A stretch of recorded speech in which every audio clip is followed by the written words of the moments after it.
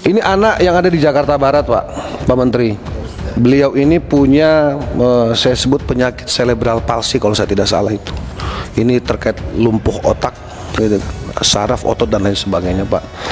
Ibunya ini hanya kalau saya sebut ya pekerja serabutan lah, gitu. Yang seharusnya ini masuk dalam data penerima bantuan sosial, Pak. Saya tidak paham apakah ini masuk dalam PKH, apakah bantuan beras, apakah bantuan pangan non tunai atau BLT dan lain sebagainya. Tapi intinya satupun bantuan dia tidak dapat, gitu. Jadi DTKS, data-data yang disampaikan ini, mohon maaf kami bingung. Ini yang bermain, yang menginput, ya, oknum. Karena kita tidak bisa bilang ini kesalahan murni kita generalisir ke Kementerian Sosial, Pak. Ini karena melibatkan ada RT, ada RW, ada kelurahan, kecamatan, mungkin kalau di desa ya perangkat desa gitu. Seperti ini, Pak. Dia harusnya menerima dia punya kartu lansia, Pak. Tapi tiba-tiba kartunya dibekukan, Pak Menteri. Iki ono apa iki? Masalahnya. Nanti kita cek. Ini saya bisa antar Pak Menteri langsung ke rumahnya, Pak. Iya. Rumah ini, Pak, cara ngukur ini pimpinan, ngukur orang sejahtera apa enggak, ini dari lampunya, Pak. Ini lampunya terang betul, Pak. Tapi ini nerima terus, Pak. Bahkan double-double, Pak Menteri. Bisa diantar juga deh. DKI ngasih, kita ngasih.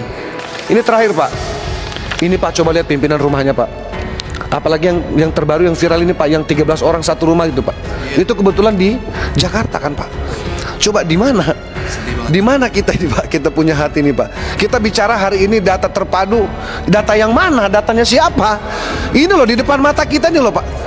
Sebelumnya kami ingin menyampaikan selamat kepada Pak Menteri yang alhamdulillah mendapatkan kepercayaan duduk ya, sebagai menterinya orang-orang yang berkebutuhan di Republik ini. Orang-orang duafa, orang susah, orang miskin, orang-orang yang seharusnya mendapatkan hak dari apa yang menjadi komitmen pemerintah terkait dengan pengentasan kemiskinan. Begitu pula senior saya Pak Wamen, selamat. Mudah-mudahan bisa bersinergi dengan Pak Menteri dalam menjalankan tugas-tugas kerja-kerja di Kementerian Sosial. Saya dari fraksi Partai Amanat Nasional ingin menyampaikan apresiasi ya, kepada Pak Menteri beserta seluruh jajaran. Berdasarkan angka yang kami dapati bahwa kemiskinan ekstrim ini turun menjadi 0,83 per Maret 2024 dari 1,12 per Maret 2023. Saya kira ini tidak lepas daripada proses ya, kerja-kerja Kemensos di lapangan dalam rangka memberikan yang terbaik kepada masyarakat kita, khususnya yang membutuhkan gitu. Dan kalau saya boleh menilai pimpinan dari berbagai pemaparan menteri dan juga kepala badan mitra kerja Komisi 8, saya kira pemaparan Gus Menteri Sosial ini termasuk yang paling cepat, tepat, padat dan paripurna gitu. Artinya apa? Beliau ini dengan gaya Jawa Timuran ini tidak berbelit-belit dalam menjelaskan program maupun juga anggaran. Nah, saya kira kita butuh sosok yang seperti ini gitu. Sehingga tidak ada hal-hal yang kemudian menjadi pertanyaan-pertanyaan tersembunyi ya, di antara kita baik Komisi 8 maupun internal Kemensos itu sendiri gitu. Tadi berbagai persoalan dan juga konflik-konflik interest baik dapil ya, maupun secara global di Republik ini sudah disampaikan oleh rekan-rekan Komisi 8. Saya hanya fokus pada 2 poin saja, Pak Menteri, izin. Yang pertama, realisasi anggaran tahun anggaran 2024, Pak Menteri. Di sini jelas tertulis bahwa pagu 76 triliun ini baru terrealisasi 56 triliun. Artinya masih ada selisih kurang lebih 20 triliun. Ini bukan angka yang kecil.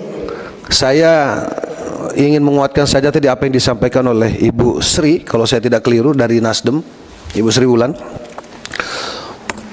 bahwa jangan sampai kemudian 20 triliun yang menjadi harapan warga masyarakat yang berhak ini kemudian menghadapi persoalan-persoalan yang seharusnya tidak dihadapi oleh mereka, baik itu terkendala dengan sistem perbankan ya, atau kalau kemudian melalui pos ada hal-hal yang rumit yang kemudian yang seharusnya bisa segera didapati tetapi tidak didapati oleh saudara-saudara kita yang seharusnya menerima gitu.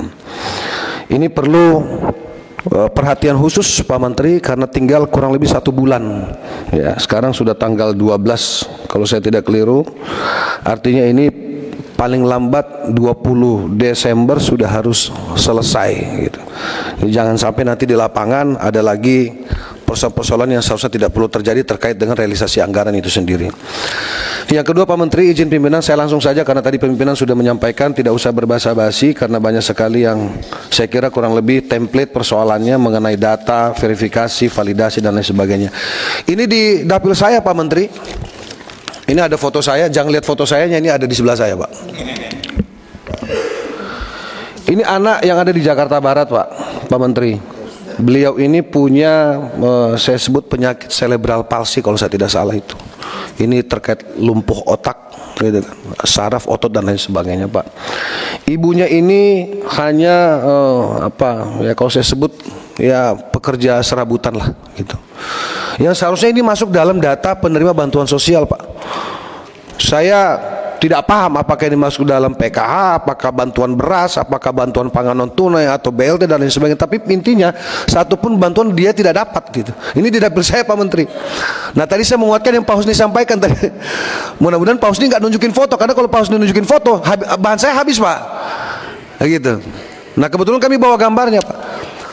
Nah itu satu Pak misalnya. Ini kasihan Pak, ini jalannya ngerangkak Pak Menteri. Saya nangis waktu lihat ini Pak Wamen. Saya nangis Pak. Anak ini semangat Pak pengen sembuh. Dia bukan butuh kursi roda Pak, butuh penyangga kaki itu loh Pak untuk berdiri karena dia sekarang sedang mengikuti treatment fisioterapi Pak Menteri. Kasihan Pak, kami hanya bantu seadanya Pak. Gitu. Jadi kalau tadi disampaikan Pak Husni itu benar sekali. Jadi DTKS, data-data yang disampaikan ini mohon maaf kami bingung, ini yang bermain yang menginput ya oknum, karena kita tidak bisa bilang ini kesalahan murni kita generalisir ke Kementerian Sosial Pak. Ini karena melibatkan ada RT, ada RW, ada kelurahan, kecamatan, mungkin kalau di desa ya perangkat desa gitu. Ini saya tahu pimpinan ini Pak Menteri ini orang yang sangat jiwa sosialnya tinggi sekali Pak. Paham saya, beliau ini dekat dengan rakyat Pak. Dekat dengan rakyat. Tolong teman-teman jangan curiga dulu, ini program belum ada ini. Ini karena memang saya kenal beliau aja Pak. 15 tahun Pak Maman, 15 tahun dengan beliau ini. Beliau ini jangankan ke orang miskin Pak, ke orang sukses saja beliau ini bagi-bagi rezeki Pak. Ya buktinya band saya dulu sering banget dipakai sama beliau Pak. Jadi itu tadi, artinya ini sebagai gambaran Pak Menteri, izin 1 menit seperti ini Pak. Dia harusnya menerima dia punya kartu lansia Pak. Tapi tiba-tiba kartunya dibekukan Pak Menteri. Iki ono apa iki? Masalahnya. Nanti kita cek. Ini saya bisa antar Pak Menteri langsung ke rumahnya Pak. Iya. Tapi nanti aja 2028 Pak. Lo enggak, maksudnya jangan sampai kita juga dianggap sebagai oknum Pak Maman. Kita ini nggak berani masukin data palsu gitu loh. Cukup cinta yang palsu. Iki loh Pak, izin Pak. Ini saya hanya bawa beberapa aja Pak. Ini anak 11 tahun Pak, tapi dari usia 1 tahun nggak bisa jalan Pak. Terlihat sekilas ini normal Pak. Ini juga nangis-nangis Pak, gitu loh. Ini ada foto yang sebenarnya saya gendong, tapi kok nggak dikirim ke saya. Nah yang terakhir Pak, ini tadi disampaikan Pak Husni. Rumah ini Pak, cara ngukur ini pimpinan, ngukur orang sejahtera apa enggak, ini dari lampunya Pak. Ini lampunya terang betul Pak. Tapi ini nerima terus Pak.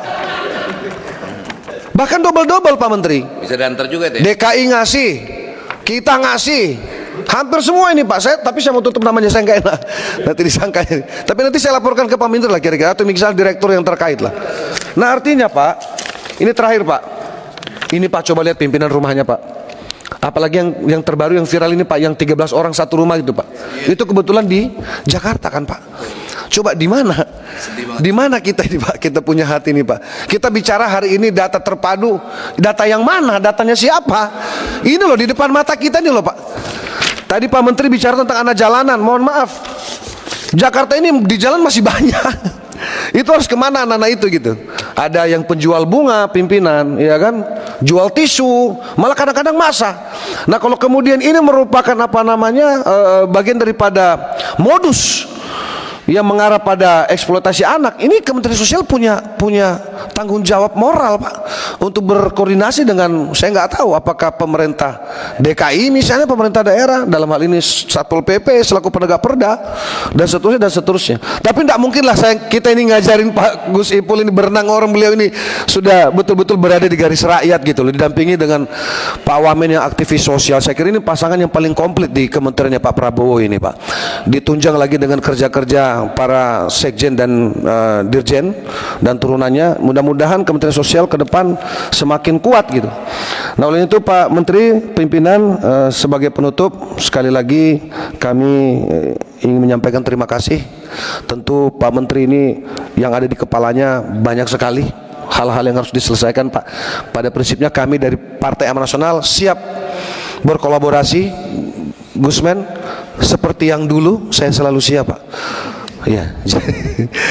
Dan saya kira secara umum Komisi 8 juga siap bersinergi dengan Kementerian Sosial untuk membantu kerja-kerja ini supaya lebih baik.